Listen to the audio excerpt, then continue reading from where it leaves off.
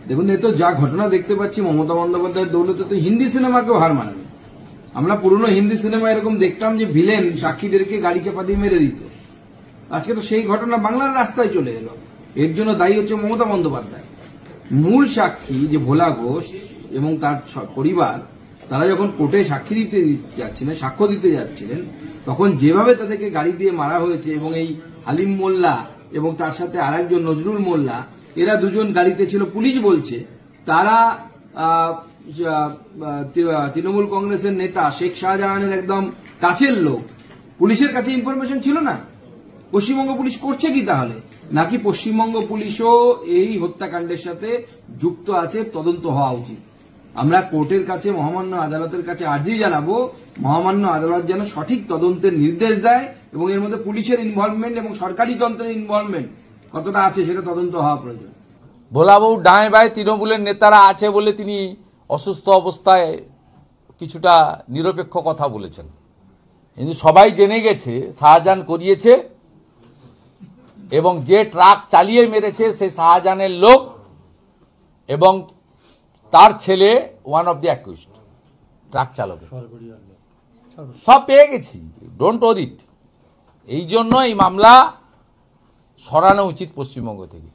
যাদের কমপ্লেনার পদ্মা সহ অন্য যারা কমপ্লেনার, তাদেরকে দিয়ে আমি তাদের অনুরোধ করব, উপদেশ দেব, দাদা হিসেবে উপদেশ দেব যে তারা মামলা সরানোর জন্য অন্য স্টেটে সুপ্রিম কোর্টে যাওয়া উচিত।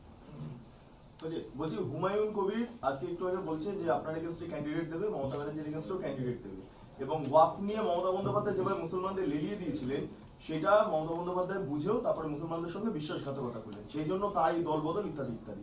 আমি তার দল বদল নিয়ে, মুসলিমদের নিয়ে আমি কিছু বলবো না, সেটা উনার ব্যাপার, উনি বলবেন।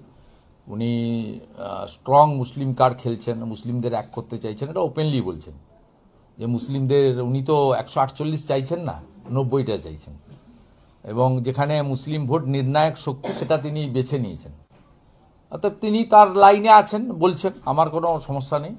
কিন্তু তিনি ভবানীপুরে এবং নন্দীগ্রামে প্রার্থী দিতেই পারেন।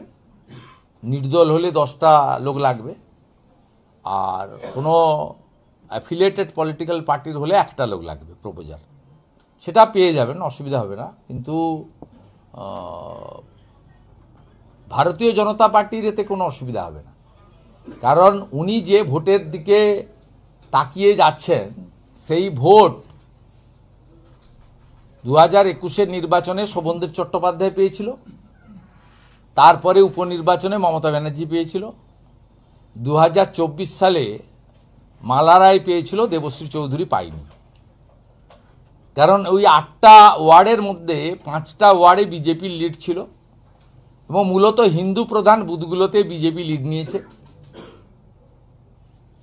মোট 205টা বুথের মধ্যে অধিকাংশ বুথেই বিজেপির লিড ছিল এবং সেটা হিন্দু প্রধান বুথ। মুসলমান প্রধান বুথগুলোতে 77 নম্বর 78 নম্বর ওয়ার্ডগুলোতে সেখানে তৃণমূল কংগ্রেস বাম্পার লিড নিয়েছে এবং তৃণমূল কংগ্রেসের মুসলিম এলাকায় লিড ছিল 17,000, বিজেপির হিন্দু এলাকায় লিড ছিল 9,000, 8,000 ভোটের গ্যাপ হয়েছে। অতএব উনি উনার যে কোর ভোট, মুসলিম ভোট, সেটাকে নিতে চাইছেন। সেটা যদি সত্যিকারে তিনি পান তাহলে বিজেপির সঙ্গে আসাউদ্দিন ওয়াইসি এবং হুমায়ুন কবিরের যে কম্বাইন্ড ক্যান্ডিডেট হবে, যা শুনছি, ম্যাচিওর করবে কিনা আমি জানি না, তার সঙ্গে হবে। তৃণমূল ইরেলিভেন্ট ফোর্স হবে। নন্দীগ্রামের ক্ষেত্রে যদি বলা যায়, আমি 1,10,000-এর কাছাকাছি ভোট পেয়েছি। এর মধ্যে মাত্র 400 ভোট মুসলিম ভোট, রাষ্ট্রবাদী মুসলিমরা আমাকে দিয়েছে, মাত্র 400। মীনাক্ষী বোন পেয়েছিলেন 6,200, যার মধ্যে 1200 ভোট মুসলিম ভোট ছিল। একটি মুসলিম বুথে সিপিআইএমের লিড ছিল, নয়নান, দাউদপুর গ্রাম পঞ্চায়েত। মমতা বন্দ্যোপাধ্যায় 1,08,000 ভোটের কাছাকাছি পেয়েছিলেন, গ্যাপ ছিল 1,956, এবং সেখানে হিন্দু প্রধান বুথগুলোতে একটি দুটি ছাড়া সব জায়গায় আমার লিড বা বিজেপির লিড ছিল।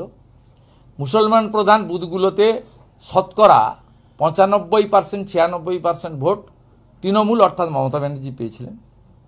অতএব সত্যিকারে যদি তিনি মমতা ব্যানার্জির ভোট নিয়ে নিতে পারেন, ওখানেও বিজেপির সঙ্গে হুমায়ুন কবির এবং আসাউদ্দিন ওয়াইসির সম্ভাব্য যে জোট তার সঙ্গেই হবে, এইটুকু আমি বলতে পারি। এটা ভোটের পাটিগণিতের হিসাব। 19, 21, 24-এর নির্বাচনের বুথভিত্তিক যে ফল, সেই ফলের বিশ্লেষণে আমি এটা বলতে পারি, বাকিটা ভবিষ্যৎ বলবে। টোটাল কতগুলো আসনে প্রভাব পড়বে? গোটা ওয়েস্ট বেঙ্গলে কতগুলো মুসলিম অধ্যুষিত আসনের প্রভাব পড়বে? বিহারে যেমন প্রভাব পড়েছে, বিহারে তো 24টা আসনে লড়ে মুসলিম প্রধান এলাকায় 5টাতে আসাউদ্দিন ওয়াইসির পার্টি জিতেছে। কংগ্রেস 61টাতে লড়ে 6টা সিট পেয়েছে। এই যে হুমায়ুন কবির বলছেন নতুন দল তৈরি করে 22 তারিখ থেকে একের পর এক বাউন্সার দেব, তা আমার কি, আমাদের কি, আমাদের কোনো অসুবিধা। ওনাদের উনি যেটা বলছেন এতে মমতা ব্যানার্জি চিন্তিত হওয়া দরকার, এবং মমতা ব্যানার্জি চিন্তিত হয়ে কি করবেন তার বিষয়ে আমাদের এখানে চিন্তা করার বিষয় নেই। আমরা চাই ত্রুটিমুক্ত ভোটার তালিকা, অবাধ গণতান্ত্রিক ভোট, সকলের জন্য নির্বাচনী প্রচার ময়দান, মানুষ নিজের ভোট নিজে দিক। আমাদের বিশ্বাস আফাজ ভাই, কাসেম ভাইদের মতো আমরা একটা বিরাট অংশের না হলেও একটা অংশের শিক্ষিত রাষ্ট্রবাদী মুসলিমদের সমর্থন আমরা এই নির্বাচনে পাব। আমাদের রাজ্য সভাপতি শ্রমিক ভট্টাচার্য বারে বারে সে কথা বলছেন, এবং স্বাভাবিকভাবে আমিও আমার বক্তব্যের আগের বক্তব্যগুলোকে যে মিসকোট করেছেন অনেকে, তার ব্যাখ্যা আমি দিয়েছি যে আমি কোথাও বলিনি চাই না, আমি বলেছি পাই না। এটা শেষ 24-এর নির্বাচনেও ভারতীয় জনতা পার্টি যে 39% ভোট পেয়েছে, তার মধ্যে মুসলিম ভোটের পার্সেন্টেজ হচ্ছে 0.65। অতএব 100%-এর মধ্যে 0.65কে আপনি পেয়েছেন বলতে পারবেন না। আর আমরা কোনো দিনই বলিনি চাই না।